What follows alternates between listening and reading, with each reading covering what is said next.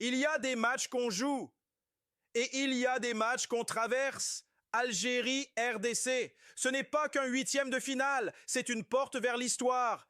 Et Sébastien Desabre le sait. Après 15 jours de lutte ininterrompue, 15 jours où chaque séance, chaque match, chaque effort a laissé des traces, la RDC marque enfin une pause. Une pause nécessaire, presque vitale. La phase de groupe a été exigeante à tous les niveaux. Les jambes ont brûlé, les têtes ont été mises à l'épreuve, les nerfs ont parfois tremblé. Physiquement, mentalement, émotionnellement, ce groupe a été sollicité sans relâche. Alors, l'espace d'une journée, le tempo ralentit.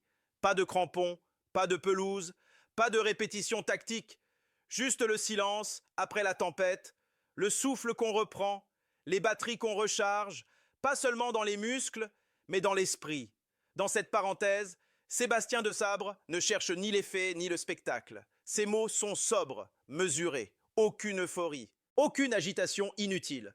On sent chez lui ce calme particulier des entraîneurs qui ont déjà traversé ce genre de moment, ceux qui savent qu'un tournoi ne se gagne pas uniquement avec de l'intensité, mais avec de la maîtrise, du timing et une lecture juste des corps et des âmes. La nuit du réveillon se déroule à l'hôtel. Pas de sortie, pas d'excès, mais un geste fort, profondément humain. Les familles sont autorisées à venir quelques heures seulement, de 20h à minuit. Des regards, des sourires, des étreintes, un repas partagé, des mots simples, parfois silencieux. Pas pour célébrer, pas pour se disperser, mais pour se souvenir. Se souvenir d'où l'on vient, se souvenir pour qui l'on se bat. Se souvenir que derrière chaque maillot, il y a une histoire, une attente, une nation entière. Puis, chacun regagne sa chambre. Le sommeil remplace la fête, la concentration reprend ses droits, car très vite, une réalité s'impose. Inévitable, obsédante, une date s'installe dans toutes les têtes, dans chaque discussion, dans chaque regard échangé au détour d'un couloir, le 6 janvier. Un nom aussi, l'Algérie, et un verdict, les huitièmes de finale. À partir de là, tout change. Le tournoi entre dans sa phase la plus impitoyable, celle où il n'y a plus de calcul. Celle où une seule soirée peut faire basculer un rêve ou l'inscrire dans l'histoire. Dans la continuité de cette mise en tension progressive, une chose saute immédiatement aux yeux lorsqu'on écoute Sébastien Desabre, l'absence totale de complexe. Et ce n'est pas anodin.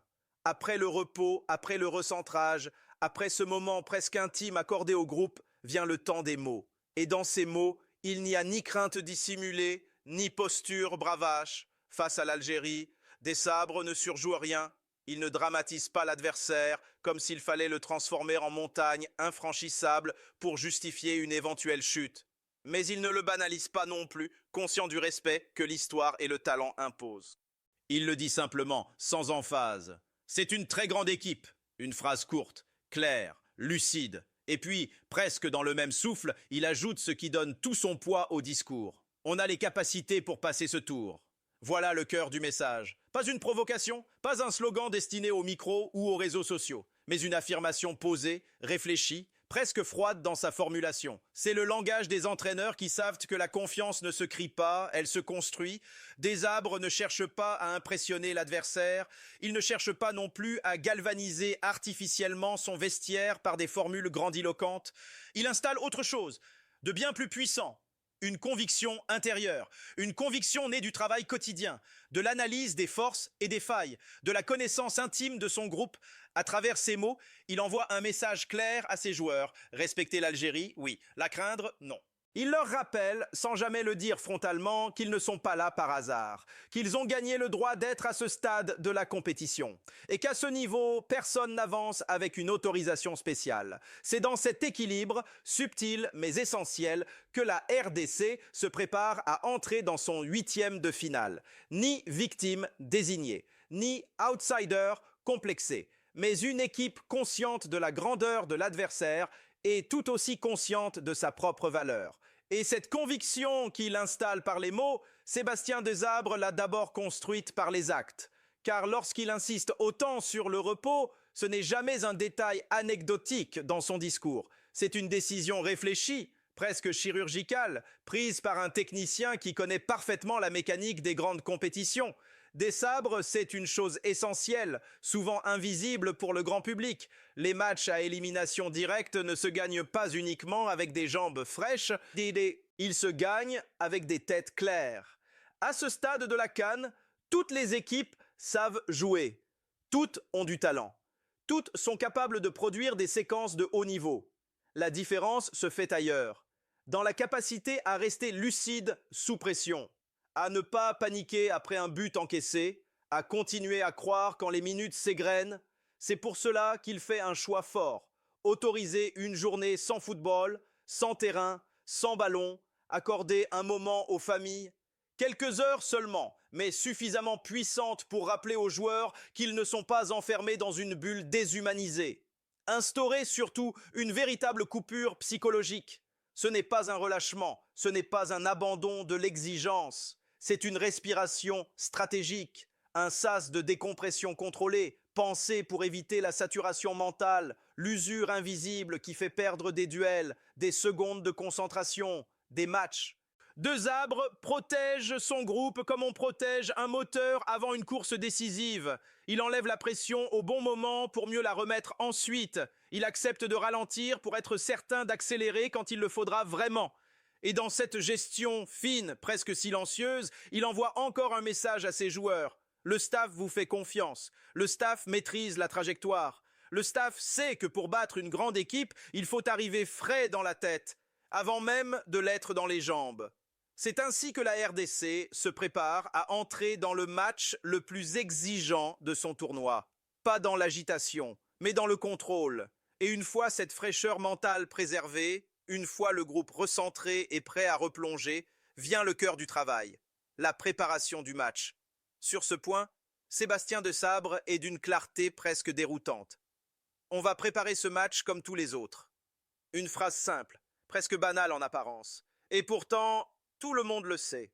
Ce match n'est pas comme les autres, parce que l'Algérie, ce n'est pas un adversaire ordinaire dans une phase à élimination directe de CAN. C'est une équipe construite pour ces rendez-vous-là. L'Algérie, c'est d'abord de la puissance, capable d'imposer des duels, de faire reculer un bloc, de gagner les mètres décisifs. C'est aussi de la technique avec des joueurs capables de faire basculer un match sur un contrôle, une passe, une frappe. C'est de l'expérience, celle des grands tournois, des vestiaires brûlants, des scénarios sous tension.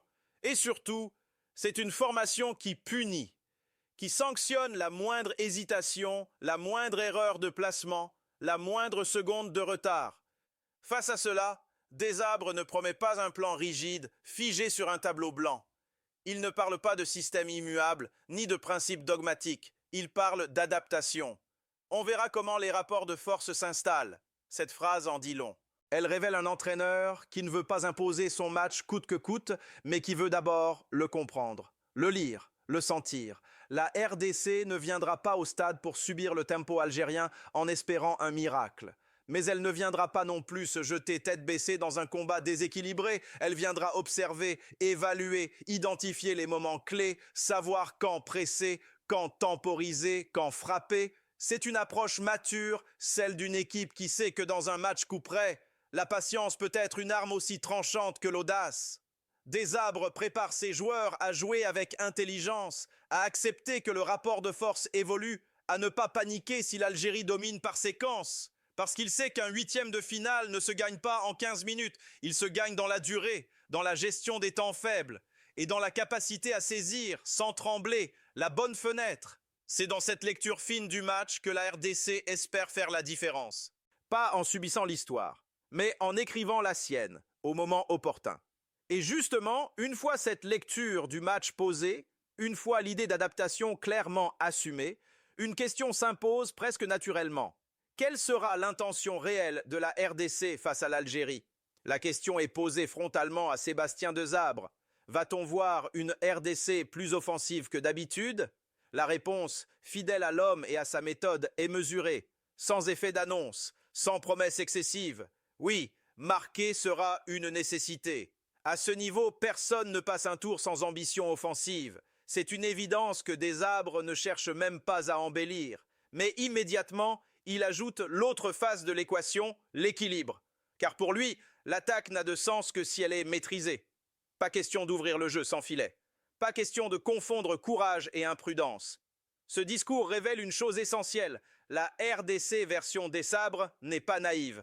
Elle n'est plus dans l'apprentissage. Elle est dans la maturité. Une maturité forgée par les matchs précédents, par les scénarios parfois tendus de la phase de groupe, par cette compréhension progressive du très haut niveau africain. Cette équipe sait désormais que l'Algérie est redoutable quand on lui offre des espaces. Elle vit de ces moments-là, de ces transitions rapides, de ces failles provoquées par l'impatience adverse. Desabre prépare donc une RDC capable d'attaquer, oui, mais aussi capable de fermer les portes au bon moment, capable d'absorber une pression, capable de défendre sans reculer dans la peur. Il ne s'agit pas de renoncer à jouer, il s'agit de choisir quand jouer. Dans un huitième de finale, l'offensive n'est pas une posture permanente, c'est un timing, un choix, un instant, et c'est précisément cette intelligence collective que Desabre cherche à installer dans l'esprit de ses joueurs, savoir frapper, sans jamais se découvrir au point de s'exposer à ce que l'Algérie sait faire de mieux. La RDC n'avance donc pas avec une étiquette d'équipe défensive ou offensive. Elle avance avec une identité plus rare, plus précieuse, celle d'une équipe qui sait pourquoi, quand et comment elle prend des risques. C'est souvent à ce niveau de lucidité que se gagnent les matchs coup près. Et lorsque l'on élargit encore le regard, lorsque l'on ne se limite plus à ce seul huitième de finale, mais que l'on observe l'ensemble du chemin potentiel, une réalité s'impose. Sur le papier, le tableau est impitoyable. D'abord l'Algérie, puis, si l'obstacle est franchi, le Nigeria en quart de finale, et plus loin encore, peut-être le Maroc. Un enchaînement de géants, un parcours sans refuge, un scénario que beaucoup qualifieraient de cruel, voire décourageant.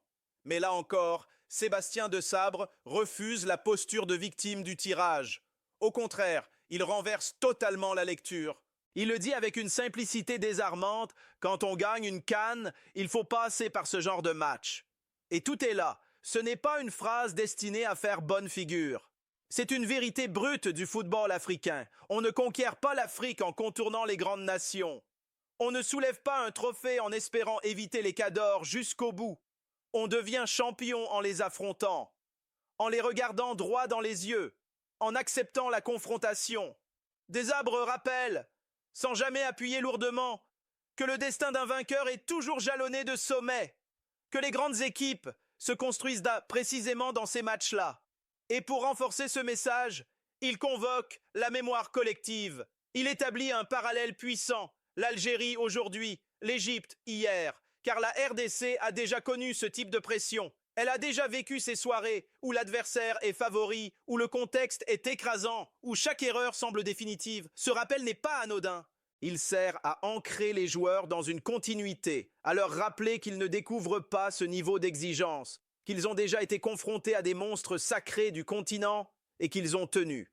En faisant ce lien, Desabre élève le débat. Il ne parle plus seulement d'un match à venir, il parle de trajectoire, d'expérience accumulée, de progression collective.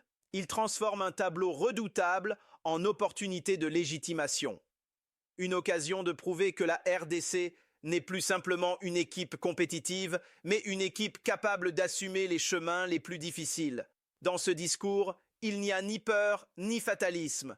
Il y a une forme de détermination tranquille, presque implacable. Comme si, au fond, le message était clair. Si la RDC veut aller au bout, alors autant commencer maintenant, face aux meilleurs. Et dans ce parcours semé de géants, où chaque détail peut faire basculer une campagne, la gestion des hommes devient tout aussi décisive que la stratégie collective. C'est là qu'intervient un autre aspect fondamental du discours de Sébastien Desabre, la gestion du temps. Pas le temps médiatique, pas le temps de l'impatience extérieure, mais le temps sportif.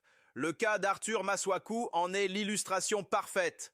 Masuaku revient, oui, mais sans précipitation, sans mise en avant inutile, sans ce risque, trop souvent observé dans les grands tournois, de brûler un joueur au nom de l'urgence ou de la pression populaire. Le processus est clair, structuré, assumé. D'abord, la gym, le renforcement, la remise en route du corps, ensuite le travail individuel sur le terrain, les sensations, la confiance retrouvée dans les appuis, dans les courses, dans les gestes, et seulement après, progressivement, le retour dans le collectif, quand le corps dit oui, quand la tête est alignée? Desabre ne cherche pas à envoyer un signal fort à l'adversaire en précipitant un retour. Il envoie un signal encore plus fort à son groupe. Ici, on protège les joueurs. Il sait qu'un huitième de finale ne se gagne pas uniquement avec des noms sur une feuille de match. Il se gagne avec des hommes prêts à 100%, capables de répéter les efforts, de défendre, d'attaquer, de durer. En agissant ainsi, Desabre montre qu'il pense au-delà d'un match. Il pense à la continuité du tournoi, à la capacité de son équipe à encaisser plusieurs chocs successifs si elle doit aller loin. C'est une gestion à contre-courant de l'urgence médiatique, celle qui réclame des retours rapides, des paris risqués, des décisions spectaculaires. Lui choisit la patience, la cohérence, la protection de l'équilibre collectif. Dans un tableau aussi exigeant, ce type de choix ne fait pas toujours la une, mais il fait souvent la différence. Et c'est aussi dans ces décisions silencieuses que l'on reconnaît les entraîneurs qui construisent dans des parcours, pas seulement des coups d'éclat. Et dans cette logique de gestion fine, presque chirurgicale, chaque décision prise par Sébastien Desabre répond à une vision d'ensemble. Rien n'est laissé au hasard, pas même ce qui, de l'extérieur, peut sembler incompréhensible. La question autour de Dimitri Berta en est l'exemple parfait. Pourquoi son nom figure-t-il sur la liste officielle de la CAF, mais pas dans le groupe qui vit le quotidien du stage? La réponse de Desabre est d'une clarté désarmante, simple, stratégique, lucide. Il y a d'abord un choix de fonctionnement. Travailler avec 3 gardiens à l'entraînement, pas 4.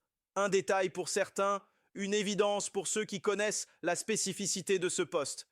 Le gardien a besoin de répétition, de frappe, de situations réelles. Multiplier les portiers, c'est parfois diluer le travail, c'est réduire le volume d'efforts, de ballons, de sensations pour chacun. Desabre privilégie donc la qualité à la quantité. Mais au-delà de l'entraînement, il y a l'anticipation. Car un tournoi comme la CAN n'est jamais linéaire. Suspension, blessure, imprévu de dernière minute. Desabre a en mémoire ces scénarios extrêmes, déjà vécus par d'autres sélections africaines, où un manque d'anticipation a obligé une équipe à improviser l'impensable jusqu'à faire jouer un joueur de champ dans les buts. Il refuse cette éventualité. Dimitri Berta devient alors ce que l'on appelle une cartouche de sécurité, un plan B prêt à être activé en cas de catastrophe. Un filet invisible, mais essentiel. Ce choix ne remet pas en cause la hiérarchie, il ne crée pas de tension inutile dans le vestiaire. Il est expliqué, assumé, accepté.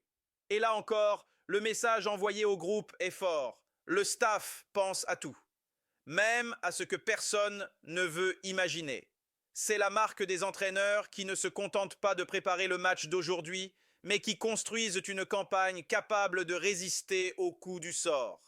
Anticiper l'imprévisible, ce n'est pas être pessimiste, c'est être prêt.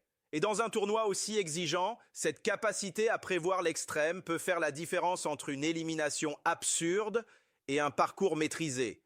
Sébastien Desabre, à travers ce choix discret mais fondamental, rappelle une chose essentielle. Les grandes aventures se gagnent souvent sur des décisions que l'on ne remarque qu'après coup. Et dans ce climat particulier, chargé d'enjeux sportifs, mais aussi symboliques, un dernier élément vient s'ajouter au décor, l'environnement autour du match. Oui, le Maroc soutient la RDC. Oui, une partie du public pousse derrière les léopards. Oui, dans les rues, dans les tribunes, dans les conversations, beaucoup aimeraient voir l'Algérie tomber. Mais là encore, Sébastien Desabre refuse de se laisser happer par ce bruit extérieur. Il reste droit, aligné, concentré. Sa réponse est nette, sans détour. Nous sommes focus sur nos fans. Tout est contenu dans cette phrase. Aucune récupération politique. Aucune tentative d'instrumentaliser le contexte. Aucune distraction émotionnelle. Desabre sait que ces éléments, aussi favorables puissent-ils paraître, peuvent devenir des pièges. Qu'ils peuvent nourrir une excitation excessive, une pression supplémentaire, une perte de repères. Il choisit donc de ramener son groupe à l'essentiel, le terrain, les joueurs, la mission, rien d'autre. Car un huitième de finale de CAN ne se gagne pas dans les tribunes, il se gagne dans les duels, dans la discipline tactique, dans la capacité à rester fidèle à son plan, même lorsque l'environnement s'emballe. En recentrant ainsi le discours, Desabre protège encore une fois son équipe. Il la met à l'abri des influences extérieures, qu'elles soient positives ou négatives. Il rappelle que le seul soutien qui compte vraiment, c'est celui qui pousse de l'intérieur, celui du vestiaire, celui du banc, celui de la nation congolaise. Ce choix n'est pas un rejet, c'est une mise à distance. Une façon de dire à ses joueurs, n'empruntez pas l'énergie des autres, fabriquez la vôtre. Dans cette approche, on retrouve la cohérence de tout son discours d'avant-match. Calme, maîtrisé, ancré dans le réel. Alors que tout autour cherche à amplifier l'événement, Sébastien Desabre fait exactement l'inverse. Il simplifie. Et souvent, dans les matchs les plus lourds de sens, ce sont ceux qui savent se concentrer sur l'essentiel qui finissent par faire la différence. Et voilà la quintessence de ce discours. Ce que Sébastien Desabre offre à son groupe n'est pas spectaculaire. Il n'y a pas de grandes envolées, pas de slogans accrocheurs pour les médias ou les réseaux sociaux. Ce discours est solide, froidement solide, presque méthodique. Il ne promet rien, il ne vend aucun rêve immédiat. Il prépare, il installe une mécanique, une progression, un état d'esprit. Il ne provoque pas, il ne cherche pas à impressionner l'adversaire par des mots. Il structure, il organise, il cadre.